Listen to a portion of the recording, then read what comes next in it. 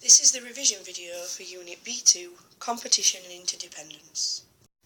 When we talk about competition in plants and animals, what do we mean? When we talk about competition between organisms, we are talking about the fact that there is a limited supply of resources available for plants and animals. Nearly all living things are locked in a battle to get enough materials to survive. This fight for resources is what we call competition. The availability of resources can affect the distribution of an organism, so we find the most organisms where the resources they need to survive are readily available. Competition can also affect the population of organisms. If the conditions are good and there are plenty of resources available, then the organisms will survive and reproduce and the population will increase. If the conditions aren't good and there is a lot of competition for resources, then some of the organisms will die out and the population will decrease. So what do living things compete for? Obviously plants and animals need different things to survive, so they will compete for different resources. Animals will compete for food, water, territory, shelter and mates. One of the biggest things animals compete for is food. In this example, it shows us how two coastal bird species have found a solution to them competing for the same food. Herring gulls and puffins both eat small fish and shellfish. If they were constantly trying to feed in the same place, this could adversely affect the numbers of both species, so instead they feed in slightly different areas. They have developed different lifestyles in order to survive. The unique way an organism has of surviving in its environment is called its niche. These two birds have very similar niches as they both live on the cliff, but they feed in different areas of the sea, making their niches slightly different. Unlike animals, plants do not move, so they cannot move around to find resources. They have to live where the resources are available. They have to be able to compete with other plants around them, or they will not survive. Plants compete for light, space, carbon dioxide, and water and minerals from the soil. The picture shows us how the smaller plants do not grow under the tree, as they cannot compete with it.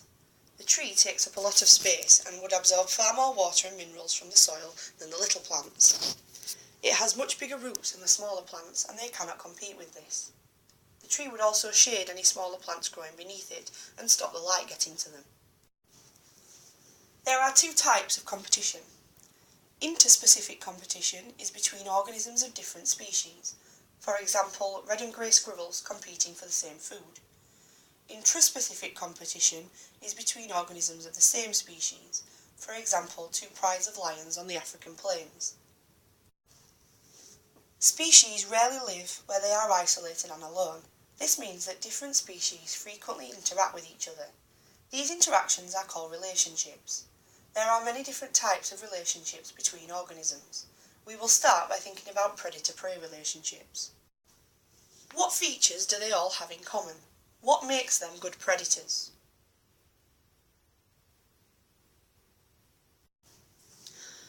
Predators have forward-facing eyes giving them binocular vision so they can judge distance and size when hunting, strong bodies to overpower their prey, camouflage to prevent them being detected during stalking, exceptionally keen senses to detect their prey, large teeth to hold and kill prey, claws to hold, kill and rip prey, and they usually have small numbers of young as there would be insufficient prey to support larger numbers. So what about the prey animals? What features do they have to help them escape the predators?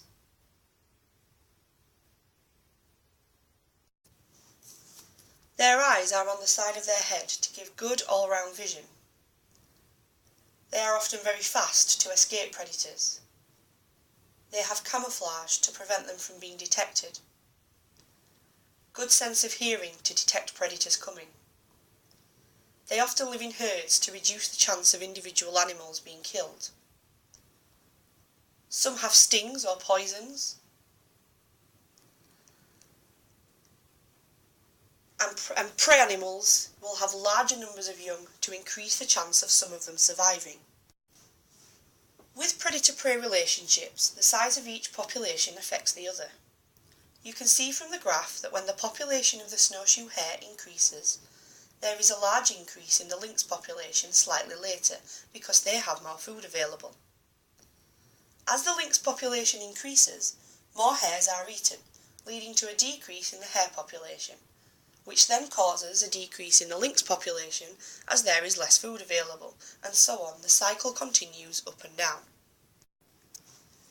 Predator-prey relationships are not the only types of relationships between organisms. There are other types of relationships too. The picture shows us examples of mutualism and parasitism. Mutualism is where both organisms involved gain some sort of benefit from the relationship.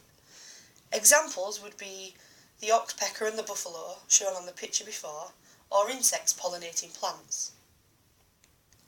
Parasitism is where one organism benefits at the expense of the other.